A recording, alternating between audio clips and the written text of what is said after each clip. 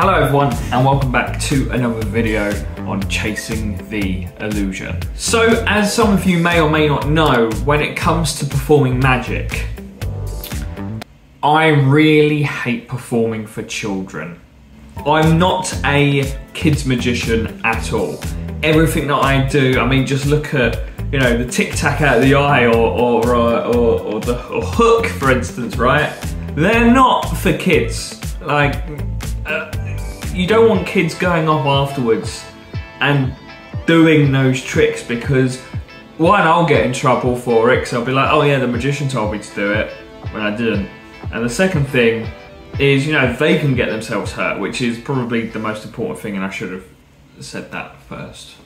But I have found myself in a very unique situation where at the end of the week on Friday, I am performing for a group of children at a school.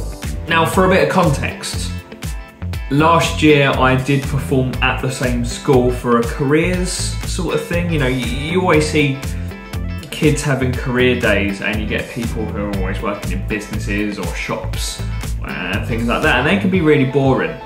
But someone who works at the school who I'm really close to asked me to come and do magic for the children as a careers thing, as a idea for the children to learn magic and see it as a career path.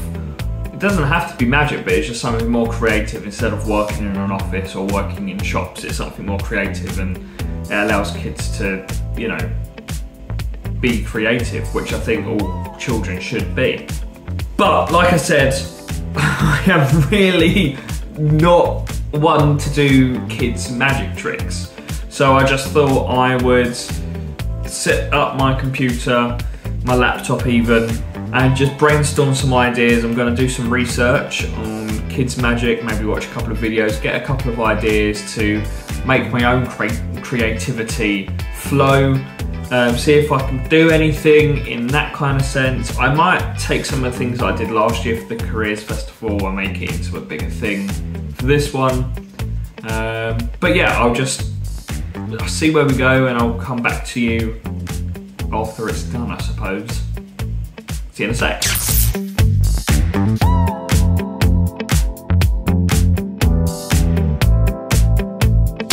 Okay, so I've looked at a couple of magic websites, I've looked at some videos of magicians doing magic to kids, and I've looked at my own stuff to see if I can kind of manipulate it into a kids show. Here's what I found. Annoyingly, I get on with kids really well. Maybe it's because I'm an absolute nerd.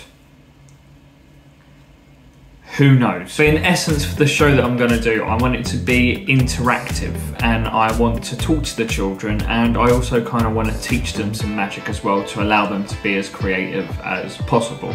And hopefully, who knows, but in the future, I could be teaching the next big names in magic. They could be in those classrooms right now for all we know, and I could be the one to inspire them. It's probably not going to happen, but never say never. So when I was looking at things, I was looking at visual and easy things to do. So the problem with children and doing magic to children, I find in the past, is that children are too smart when it comes to magic. You know, they don't understand the social norms that we have.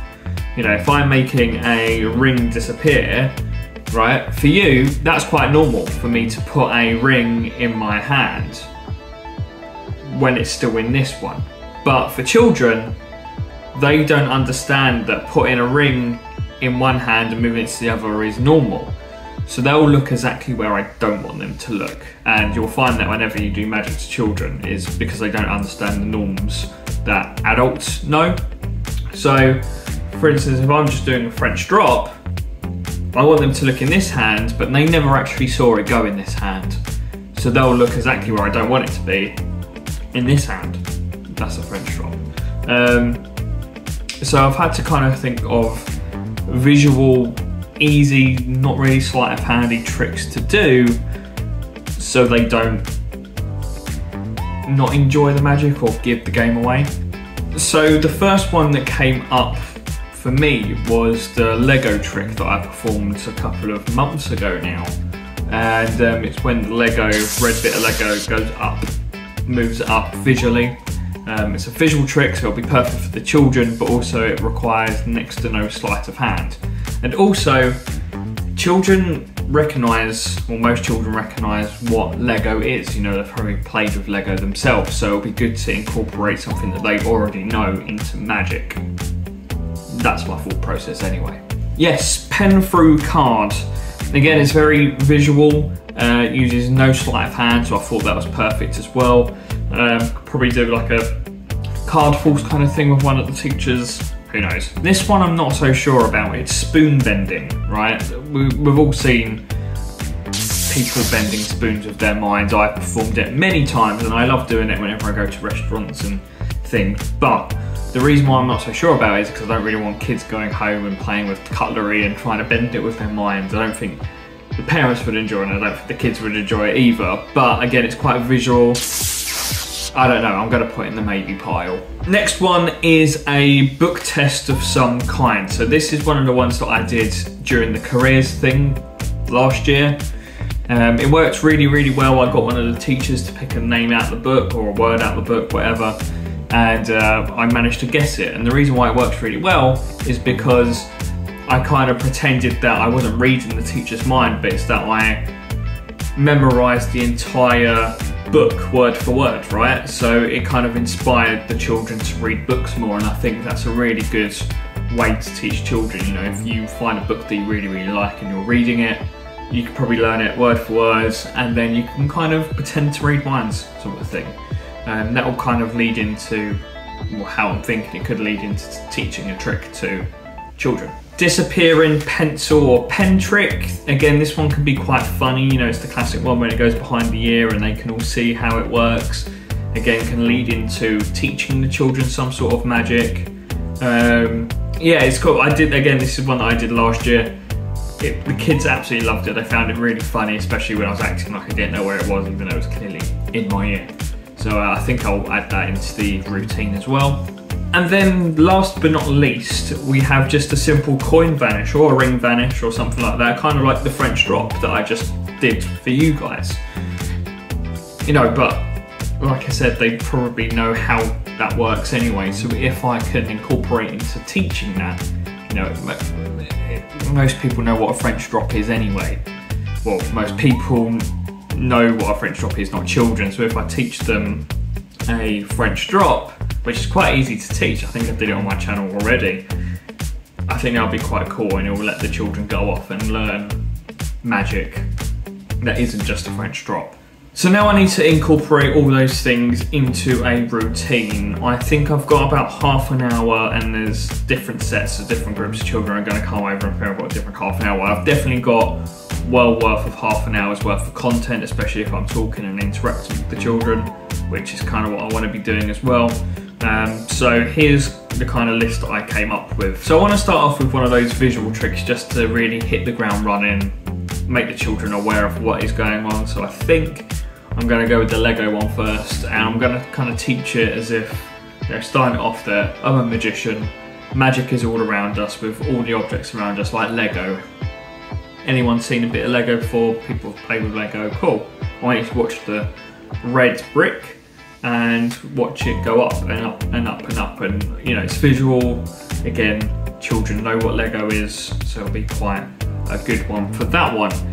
Then I'm thinking about getting one of the teachers up and doing the book test. Children love when teachers come up and get involved, especially if I make them look silly and do some fun stuff for the teachers. It'd be really funny to do. So yeah, I can do the book test to pretend that I've memorised the book, so it will help the children read. And then I might do a pick a card thing with the teacher moving into the pen through card that I mentioned. Just to keep it visual and magic-y, I suppose. Then leading on from the pen through card, I can then do the pen disappearing trick, get a couple of laughs, bring up the excitement, as it were, get the kids involved again because I've just done stuff with the teacher. There's the idea for it anyway. And then with the pen, I might end up doing like the rubber pen thing, you know, when you wiggle it around, it looks like it's bending. and then that can kind of lead into, if I edit in the spoon bending or metal bending, if I add that in, I can kind of lead that into there. But then I really want to hit home that I don't want the children to be going home and doing that. So I'll say, don't do that at home. Do not do the spoon bending at home. But I'm going to teach you a trick that you can do at home to impress whoever is at home. And that's when I can lead into the French drop.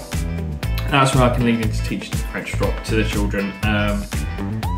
It's a real easy trick to do. I think kids will be able to do that really easily, and I can just imagine the kids in the playground and going around doing the French drop to people. It'll be quite funny. If you want to learn some more adulty tricks, me saying that just makes it like it's from a dodgy website. Anyway, if you want to learn some more mature, no, mature is still not the word. If you want to learn some more, I don't know, normal tricks and not kids tricks, then, you know, check out my projects. There'll be links down below. There's more like mentalism stuff and you know, how to perform as well. So yeah, it'll all be linked down below.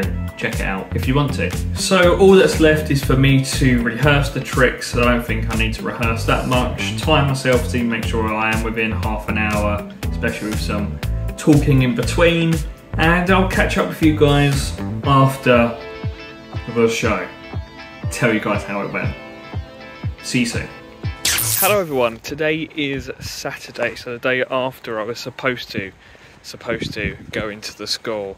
In fact, it's maybe midnight now, so it might even be Sunday, who knows. Outside at midnight on a Saturday evening, what have I been up to?